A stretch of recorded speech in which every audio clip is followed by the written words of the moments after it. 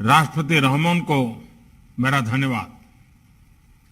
अफगानिस्तान में हाल के घटनाक्रम का सबसे अधिक प्रभाव हम जैसे पड़ोसी देशों पर होगा और इसलिए इस मुद्दे पर क्षेत्रीय फोकस और क्षेत्रीय सहयोग बहुत ही आवश्यक है।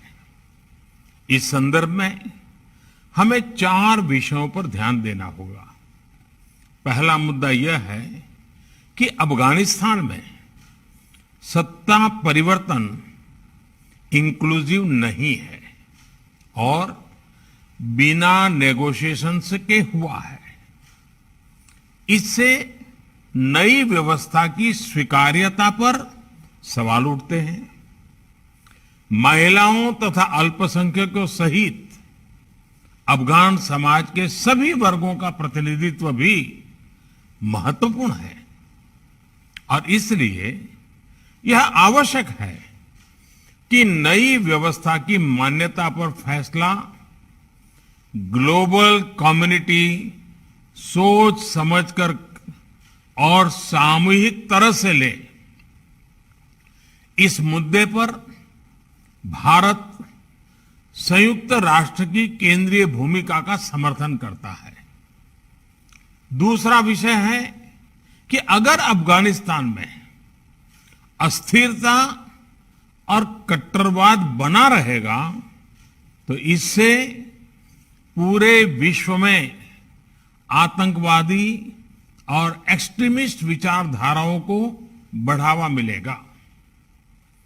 अन्य उग्रवादी समूहों को हिंसा के माध्यम से सत्ता पाने का प्रोत्साहन भी मिल सकता है। हम सभी देश पहले भी आतंकवाद से पीड़ित रहे हैं और इसलिए हमें मिलकर सुनिश्चित करना चाहिए कि अफगानिस्तान की धरती का उपयोग किसी भी देश में आतंकवाद फैलाने के लिए न हो। एससीओ के सदस्य देशों को इस विषय पर सख्त और साझा नॉर्म्स विकसित करने चाहिए। आगे चलकर ये नॉर्म्स वैश्विक एंटी टेरर सहयोग के लिए भी एक टेम्पलेट बन सकते हैं। ये नॉर्म्स आतंकवाद के प्रति जीरो टॉलरेंस के सिद्धांत पर आधारित होने चाहिए। इनमें क्रॉस बॉर्डर टेररिज्म और टेरर फाइनेंसिंग जैसी गतिविधियों पर रोक लगाने के लिए एक कोड ऑफ कंडक्ट होना चाहिए और इनके एनफोर्समेंट की प्रणाली भी होनी चाहिए। एक्सेलेंसी, अफगानिस्तान के घटनाक्रम से जुड़ा तीसरा विषय यह है कि इससे ड्रग्स, अवैध हथियारों और ह्यूमन ट्रैफिकिंग का अनियंत्रित प्रवाह बढ़ सकता है।